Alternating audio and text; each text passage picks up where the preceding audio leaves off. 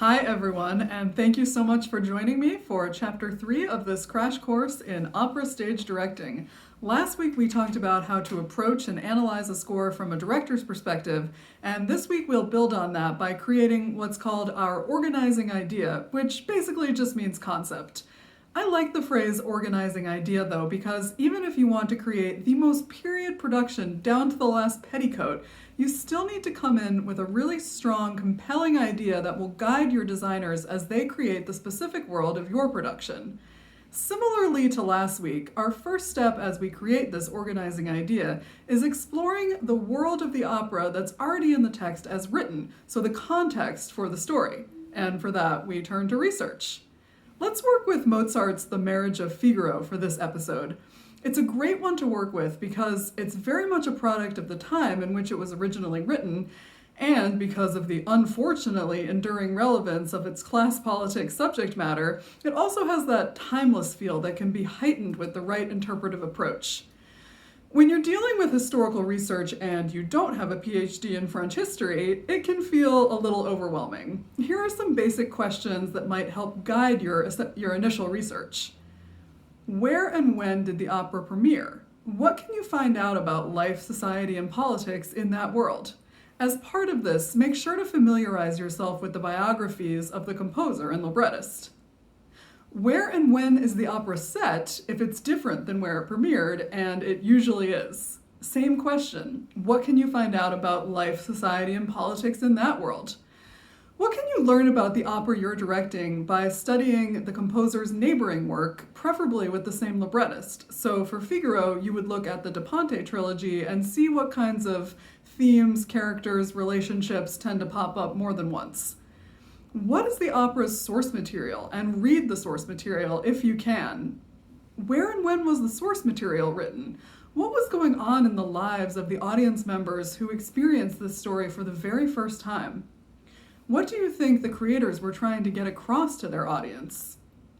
Finally, familiarize yourself with where in opera history this opera sits. Is it very similar to a lot of the other operas that were being produced at the time, or does it deviate in some way?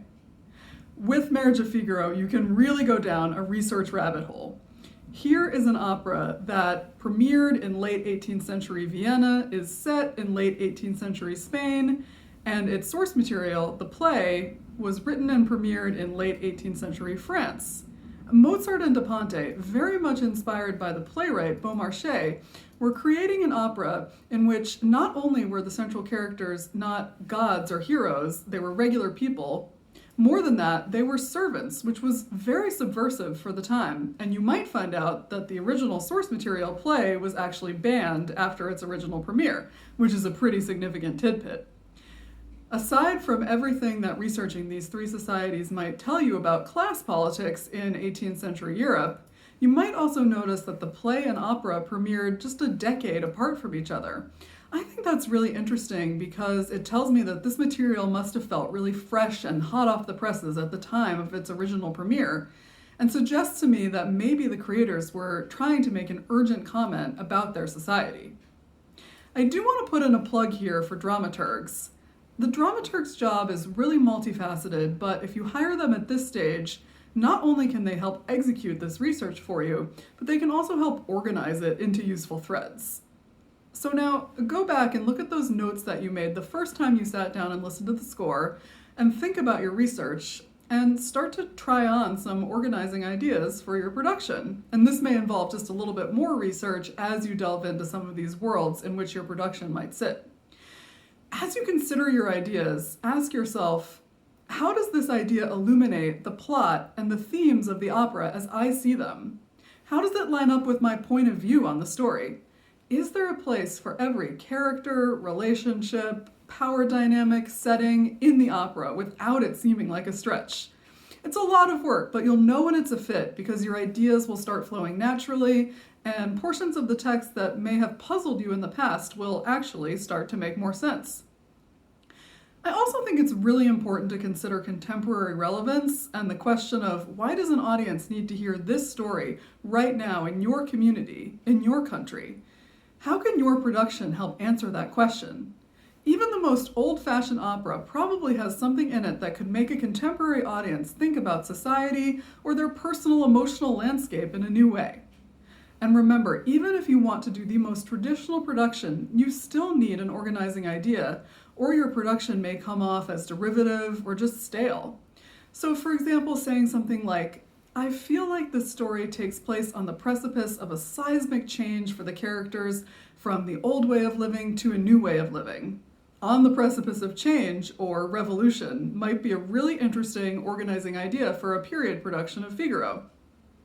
I always think that a good litmus test for the organizing idea is imagining yourself saying it to the full company on the first day of rehearsal. Imagine all those faces. Simply put, does it pass the BS test? Does your idea open up new doors in the material for everyone involved? Will it help the performers key into the socio-political realities of the world in which their characters lived so that they can present multidimensional portrayals? Will your answer to the question, why this story, why now, get them fired up about coming into rehearsal every day to work toward sharing it with an audience? Luckily, you have some practice before you get into the room for first rehearsal, because now you're ready to share your organizing idea with your design team and your music director. I hope you'll join me next week when we'll talk more about this and really do a deep dive into working with designers, which is one of my favorite parts of the process. If you're watching on YouTube, go ahead and hit that like button and that subscribe button, or you can follow me on Facebook at Boris Directs. Thanks so much, and I'll see you next week.